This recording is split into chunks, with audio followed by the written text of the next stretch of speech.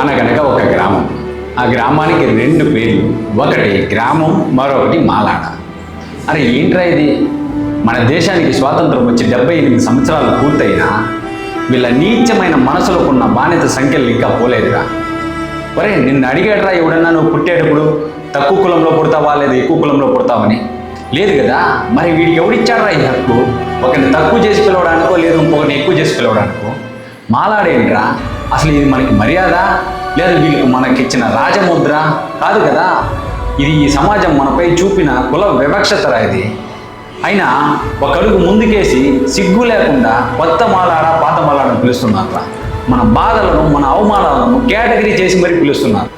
అంబేద్కర్ గారు చెప్పారు, మనిషి గొప్పతనం తన జన్మలో ఉండదు అని, తన చర్యల్లోనే ఉంటుంది అని. అందుకే నువ్వు తక్కువ కాదు, ఎప్పటికీ తక్కువ కాదు. ఈ భూమి, నీళ్లు, గాలి ఇవన్నీ నీ కష్టం కాబట్టి చెప్తున్నా. ఈ మర్యాద కూడా నీకే సొంతం. కోపం ఉన్నంత మాత్రాన సరిపోదు. కోపం దిశ చర్యగా మారితేనే మార్పు మొదలవుతుంది. ఇది ఇచ్చేది కాదు, ఇది నువ్వు తీసుకోవాల్సింది.